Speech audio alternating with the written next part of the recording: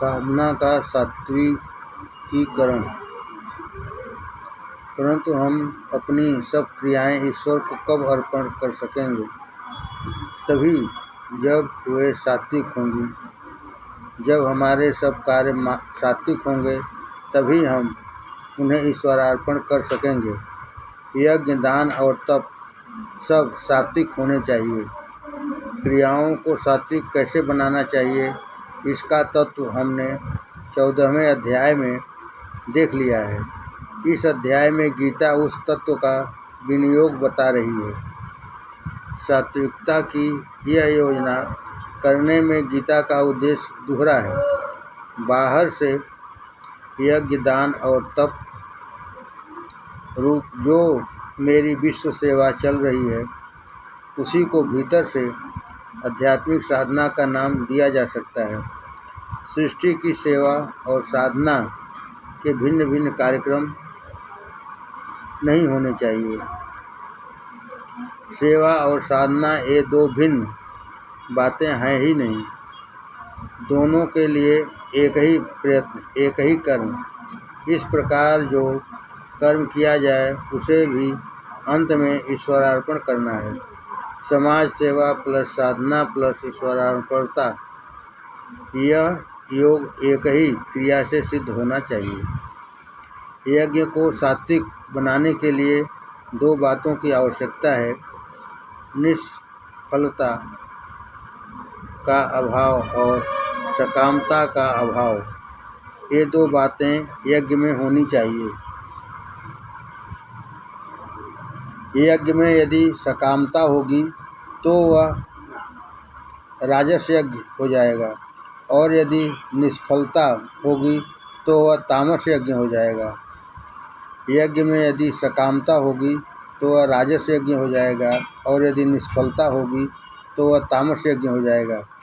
सूत काटना यज्ञ है, परंतु यदि सूत काटते हुए हमने उसमें अपनी आत्मा नहीं उड़ेली और हमें चित्त की एकाग्रता नहीं सधी तो वह सूत यज्ञ जड़ हो जाएगा। 12वें, बाहर से हाथ काम कर रहे हैं, उस समय अंदर से मन का मेल नहीं है, तो वह सारी क्रिया विधि विहीन हो जाएगी। विधिहीन कर्म जड़ हो जाते हैं। विधिहीन क्रिया में तमोगुण आ जाता है। उस क्रिया से उत्कृष्ट वस्तु का निर्माण नहीं हो सकता। उसमें से फल की निष्पत्ति नहीं होगी। यज्ञ में सकामता न हो तो भी उससे उत्कृष्ट फल मिलना चाहिए। कर्म में यदि मन न हो, आत्मा न हो, तो वह कर्म बोझ सा हो जाएगा। फिर उससे उत्कृष्ट फल कहाँ? यदि बाहर का काम बिगड़ा तो यह निश्चित समझो कि अंदर मन का योग नहीं था। यदि बाहर का काम बिगड़ा तो यह निश्चित समझो कि अंदर मन का योग नहीं था। अतः कर्म में अपनी आत्मा उड़ेलो, आंतरिक सहयोग रखो। श्रेष्ठ संस्था का ऋण चुकाने के लिए हमें उत्कृष्ट फलोत्पत्ति करनी चाहिए। कर्मों में फलहीनता न आने पाए, इसीलिए आंतरिक मेल की विविधयुक्तता आवश्यक है। इस प्रकार जब हमारे अंदर निष्कामता आ जाएगी और विधिपूर्वक सफल कर्म होगा, तभी हमारी चित्त शुद्धि होने लगेगी। इस प्रकार जब हमारे अंदर निष्कामता आ जाएगी और विधिपूर्वक सफल कर्म होगा, तभी हमारी चित्त शुद्धि होने लगेगी। चित्त शुद्धि की कसौटी क्या है? बाहरी काम की जांच करके देखो। यदि वह निर्मल और सुंदर न हो तो चित्त को भी मलिन समझ लेने में कोई बाधा नहीं। चित्त शुद्धि की कसौटी क्या है? बाहरी काम की जांच करके देखो। यदि वह निर्मल और सुंदर न हो तो चित्त को भी मलिन समझ लेने में कोई बाधा नहीं। भला कर्म में सुंदरता कब आती है? शुद्ध चित्त से परिश्रम के साथ किए हुए कर्म पर ईश्वर अपनी पसंदगी की, अपनी प्रसन्नता की मुहर लगा देता है। जब प्रसन्न परमेश्वर कर्म की पीठ पर प्रेम का हाथ फिराता है तो वहाँ सौंदर्य उत्पन्न हो जाता है। सौंदर्य का अर्थ है पवित्र श्रम को मिला हुआ परमेश्वरी प्रसाद। शिल्पकार जब मूर्ति बनाते समय तन्मय हो जाता है तो उसे ऐसा अनुभव होने लगता है कि वह सुंदर मूर्ति मेरे हाथों से नहीं बनी। मूर्ति का आकार गढ़ते गढ़ते अंतिम क्षण में न जाने कहाँ से उसमें अपने आप सौंदर्य आ टपकता है। क्या चित्त शुद्धि के बिना यह ईश्वरी कला प्रकट हो सकती है?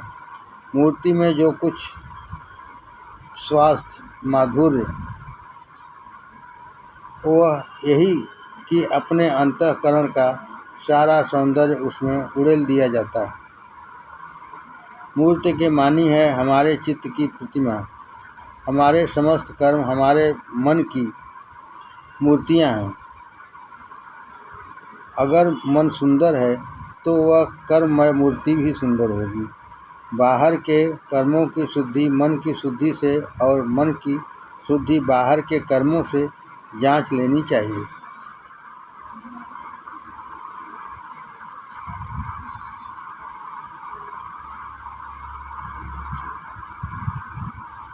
एक बात और, वह यह कि इन सब कर्मों में मंत्र भी चाहिए। मंत्रहीन कर्म व्यर्थ है। सूत काटते समय यह मंत्र अपने हृदय में रखो कि मैं इस सूत से गरीब जनता के साथ जोड़ा जा रहा हूँ। यदि यह मंत्र हृदय में न हो और घंटों क्रिया करें तो भी वह सब व्यर्थ जाएगी। उस क्रिया से चित्त शुद्ध नहीं होगा।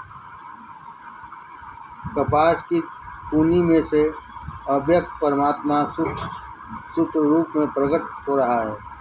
ऐसा मंत्र अपनी क्रिया में डालकर फिर उस क्रिया की ओर देखो। वह क्रिया अत्यंत सात्विक और सुंदर बन जाएगी। वह क्रिया पूजा बन जाएगी। यज्ञ रूप सेवा जो एक यज्ञ रूप सेवा हो जाएगी। उस छोटे से धागे द्वारा हम समाज के साथ, जनता के साथ, जगदीश्वर के साथ बच जाएंगे।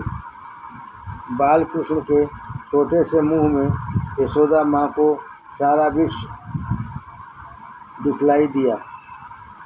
उस मंत्रमय सूत्र के धागे में भी तुम्हें विशाल विश्व दिखाई देने लगेगा। आहार शुद्धि। ऐसी सेवा के लिए आहार शुद्धि भी आवश्यक है। जैसा आहार वैसा ही मन। आहार परिमित होना चाहिए। आहार कौन सा हो, इसकी अपेक्षा यह बात अधिक महत्व की है कि वह कितना हो। ऐसा नहीं कि आहार का चुनाव महत्व की बात नहीं है, परंतु हम जो आहार लेते हैं वह उचित मात्रा में है या नहीं, यह उससे भी अधिक महत्व की बात है। हम जो कुछ खाते हैं उसका परिणाम अवश्य होगा। हम खाते क्यों हैं? इसलिए कि उत्कृष्ट सेवा हो। आहार भी यज्ञांग ही है। सेवा रूपी यज्ञ को फलदायी बनाने के लिए आहार चाहिए। इस भावना से आहार की ओर देखो। आहार शुद्ध और स्वच्छ होना चाहिए। व्यक्ति अपने जीवन में कितनी आहार शुद्धि कर सकता है, इसकी ओर मर्यादा नहीं, इसकी कोई मर्यादा नहीं, परंतु हमारे समाज ने आहार शुद्धि के लिए पर्याप्त तपस्या की है। आहार शुद्धि के लिए भारत में विशाल प्रयोग हुए हैं। उन प्रयोगों में हमारे हजारों वर्ष बीते। उनमें कितनी तपस्या लगी यह नहीं कहा जा सकता। इस भूमंडल पर भारत ही एक ऐसा देश है जहाँ कितनी भी पूरी की पूरी जातियां मांसासन मुक्त हैं।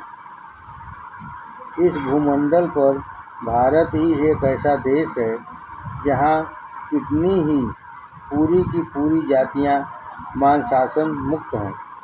जो जातियां मांसाहारी हैं उनके भी भोजन में मांस नित्य और मुख्य पदार्थ नहीं है, और जो मांस खाते हैं वे भी उसमें कुछ हीनता अनुभव करते हैं। मन से तो वे भी मांस का त्याग कर चुके हैं। मांसाहार की प्रवृत्ति को रोकने के लिए यज्ञ प्रचलित हुआ और इसी के लिए वह बंद भी हो गया। श्री कृष्ण भगवान ने तो यज्ञ की व्याख्या ही बदल दी। श्री कृष्ण ने दूध की महिमा बढ़ाई। श्री कृष्ण ने असाधारण बातें कुछ कम नहीं की है, परंतु भारत की जनता किस कृष्ण के पीछे पागल हुई थी?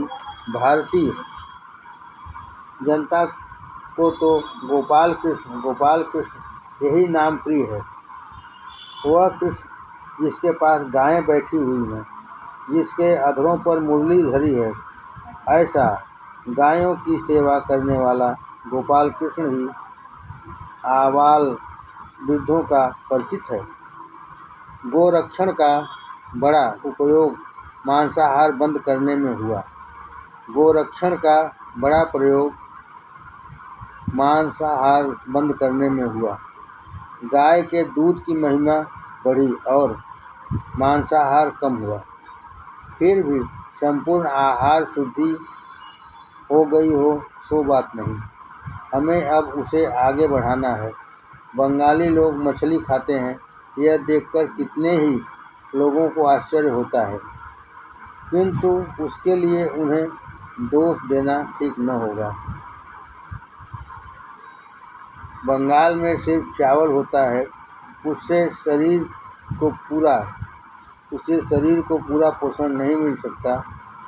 इसके लिए प्रयोग करने पड़ेंगे। फिर लोगों में इस बात का विचार शुरू होगा कि मछली न खाकर कौन सी वनस्पति खाएं जिसमें मछली के बराबर ही पुष्टि मिल जाए। इसके लिए असाधारण त्यागी पुरुष पैदा होंगे और फिर ऐसे प्रयोग होंगे। ऐसे व्यक्ति ही समाज को आगे ले जाते हैं। सूर्य जलता रहता है, तब जाकर कहीं जीवित रहने योग्य 98 डिग्री उष्णता हमारे शरीर में रहती है।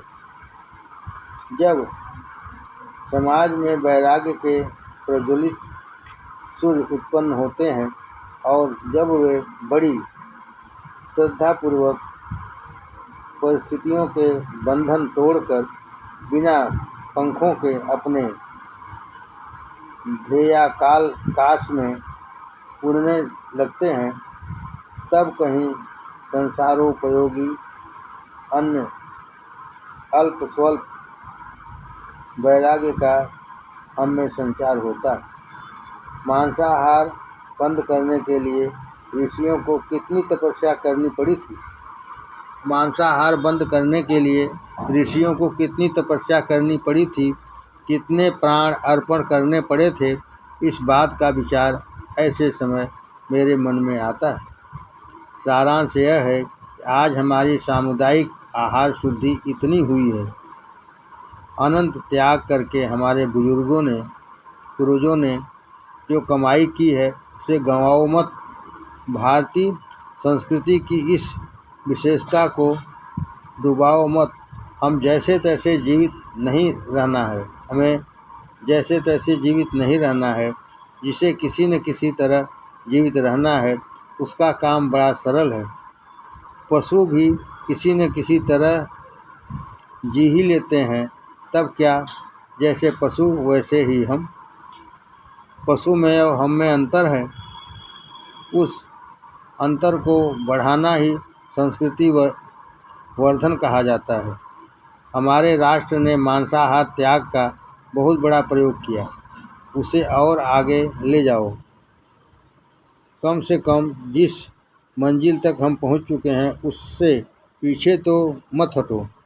यह सूचना देने का कारण यह है कि आज कल कितने ही लोगों को मांसाहार की इष्टता प्रतीत होने लगी है। आज पूर्वी और पश्चिमी संस्कृतियों का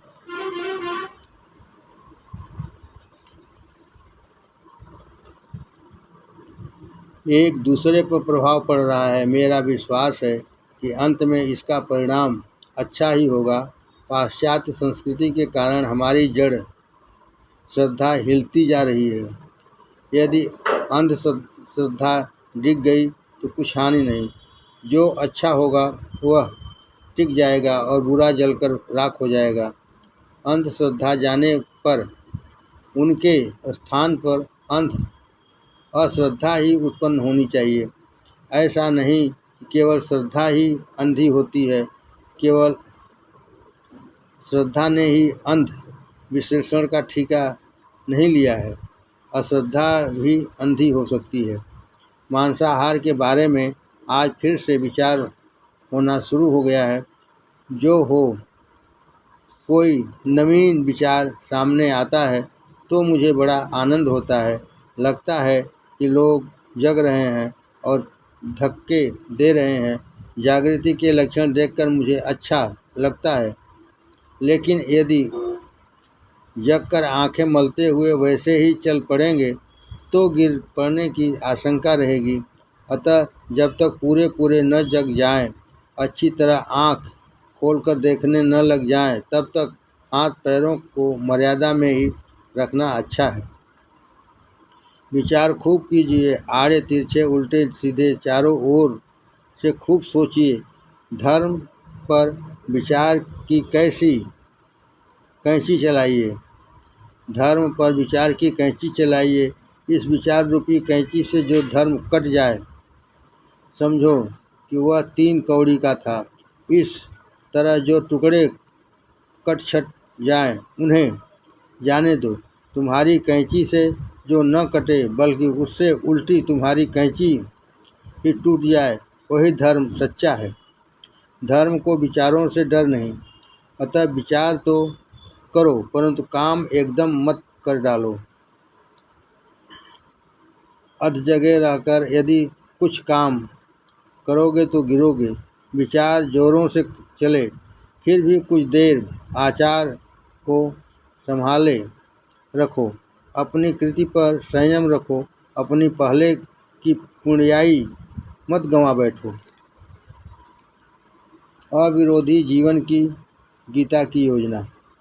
आहार शुद्धि से चित्त शुद्धि रहेगी, शरीर को भी बल मिलेगा। समाज सेवा अच्छी तरह हो सकेगी, चित्त में संतोष रहेगा और समाज में भी संतोष फैलेगा। जिस समाज में यज्ञ दान तप दिखाई ये क्रियाएं विधि और मंत्र सहित होती रहती हैं, उसमें विरोध दिखाई नहीं देगा। 2 दर्पण यदि एक दूसरे के सामने रखे हों तो जैसा इसमें का उसमें और उसमें का इसमें दिखेगा, उसी तरह व्यक्ति और समाज में बिंब प्रतिबिंब न्याय से परस्पर संतोष प्रकट होगा।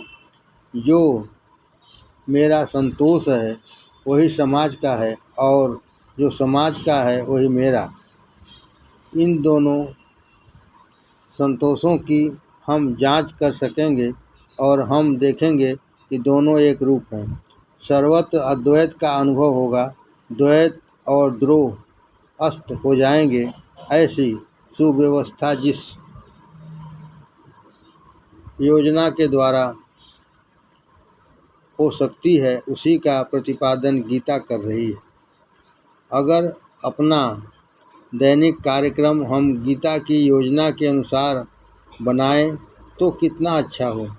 परंतु आज व्यक्ति और समाज के योजना में समाज के जीवन में विरोध उत्पन्न हो गया है। यह विरोध कैसे दूर हो सकता है, यही चर्चा सब ओर चल रही है। व्यक्ति और समाज की मर्यादा क्या है? व्यक्ति गौण है या समाज? इनमें श्रेष्ठ कौन है? व्यक्तिवाद समर्थक कुछ लोग समाज को जड़ समझते हैं।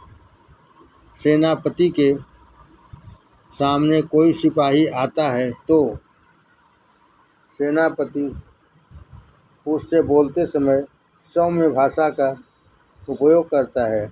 उसे आप भी कहेगा, परंतु सेना को तो वह चाहे जिस तरह हुक्म देगा। मानो सैन्य अचेतन हो, लकड़ी का एक लट्ठा हो, उसे इधर से उधर हिलाएगा और ऊपर से उधर से इधर। व्यक्ति चैतन्यमय है और समाज जड़। ऐसा अनुभव यहाँ भी हो रहा है। देखो, मेरे सामने 200, 300 आदमी हैं, परंतु उन्हें रुचे या न रुचे, मैं तो बोलता ही जा रहा हूँ। मुझे जो विचार सूझता है वही कहता हूँ। मानो आप जड़ ही हैं, परंतु मेरे सामने कोई व्यक्ति आएगा तो मुझे उसकी बात सुननी पड़ेगी और उसे विचारपूर्वक उत्तर देना पड़ेगा। परंतु यहाँ तो मैंने आपको घंटे घंटे भर यूँ ही बैठा रखा है। समाज जड़ है और व्यक्ति चैतन्य। ऐसा कहकर व्यक्ति चैतन्यवाद का कोई प्रतिपादन करते हैं और कोई समुदाय को महत्व देते हैं। मेरे बाल झड़ गए, हाथ टूट गया, आंखें चली गई और दांत गिर गए। इतना ही नहीं, एक फेफड़ा भी बेकार हो गया, परंतु मैं फिर भी जीवित रहता हूँ, क्योंकि पृथक रूप में एक एक अवयव जड़ है। किसी एक अवयव के नाश से सर्वनाश नहीं होता। सामुदायिक शरीर चलता ही रहता है। इस प्रकार ये दो परस्पर विरोधी विचारधाराएं हैं।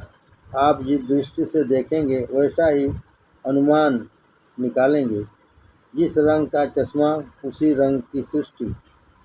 कोई व्यक्ति को महत्व देता है, कोई समाज को। इसका कारण यह है कि समाज में जीवन कलह की कल्पना फैल गई है।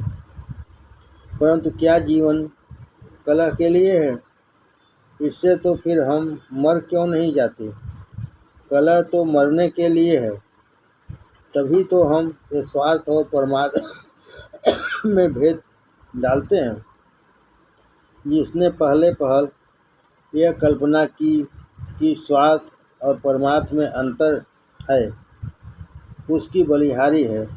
जो वस्तु वास्तव में है ही नहीं, उसके अस्तित्व का आभास देने की शक्ति जिसकी बुद्धि में थी, उसकी तारीफ करने को जी चाहता है। जो भेद नहीं है, वह उसने खड़ा किया और उसे जनता को सिखाया। इस बात का आश्चर्य होता है।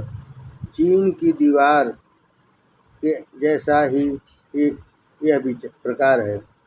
यह मानना वैसा ही है जैसा कि क्षितिज की मर्यादा बांधना और फिर यह मानना कि उसके पार कुछ नहीं है।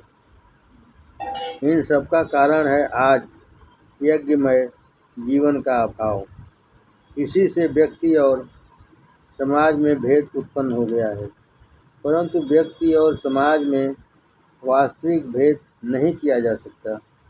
किसी कमरे में दो भाग करने के लिए अगर कोई पर्दा लगाया जाए और पर्दा हवा से उड़कर आगे पीछे होने लगे तो कभी यह भाग बड़ा मालूम होता है और कभी वह। हवा की लहर पर उस कमरे के भाग अवलंबित रहते हैं। वे स्थायी पक्के नहीं हैं। गीता इन झगड़ों से परे है। ये झगड़े काल्पनिक हैं। गीता तो कहती है कि अंतः शुद्धि की मर्यादा रखो, फिर व्यक्ति और समाज के हितों में कोई विरोध उत्पन्न नहीं होगा। एक दूसरे के हित में कोई बाधा नहीं होगी। इस बाधा को, इस विरोध को दूर करना ही गीता की विशेषता है। गीता के इस नियम का पालन कर करने वाला यदि एक भी व्यक्ति मिल जाए तो अकेले उसी से सारा राष्ट्र संपन्न हो जाएगा। राष्ट्र का अर्थ है राष्ट्र के व्यक्ति।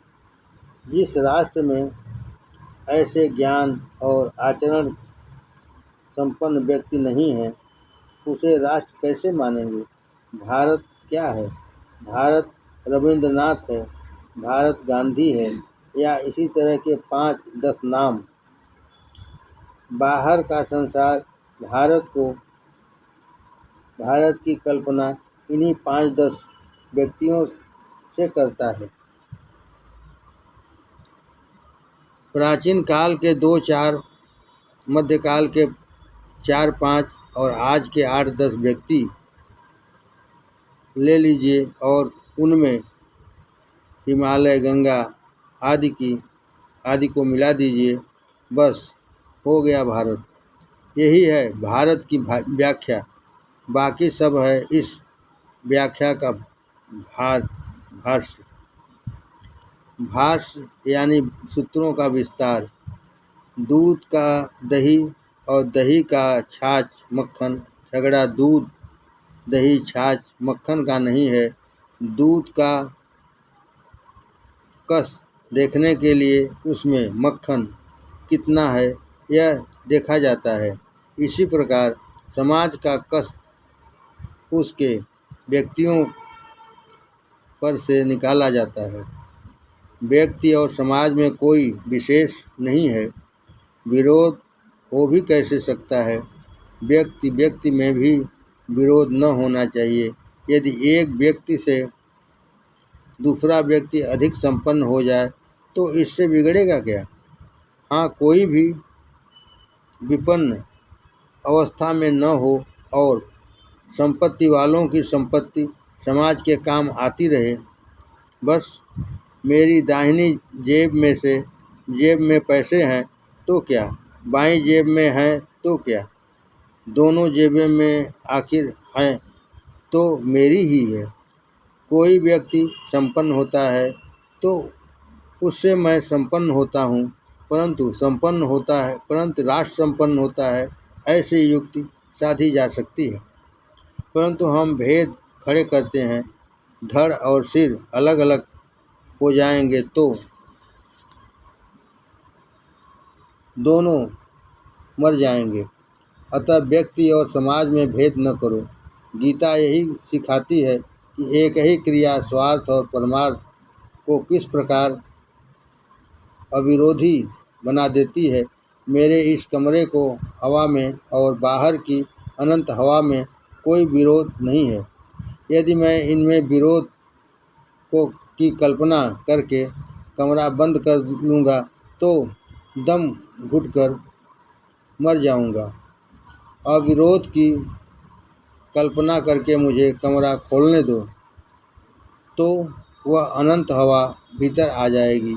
जिस क्षण मैं अपनी ज़मीन और अपना घर का टुकड़ा औरों से अलग करता हूँ उसी क्षण मैं अनंत संपत्ति से वंचित हो जाता हूँ। जिस क्षण मैं अपनी ज़मीन और अपना घर का टुकड़ा औरों से अलग करता हूँ उसी क्षण मैं अनंत संपत्ति से वंचित हो जाता हूँ। मेरा यह छोटा सा घर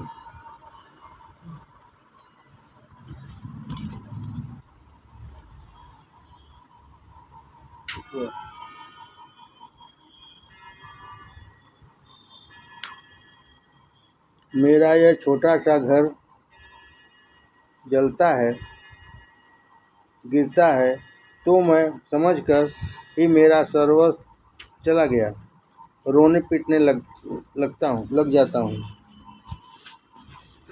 परंतु ऐसा क्यों करना चाहिए?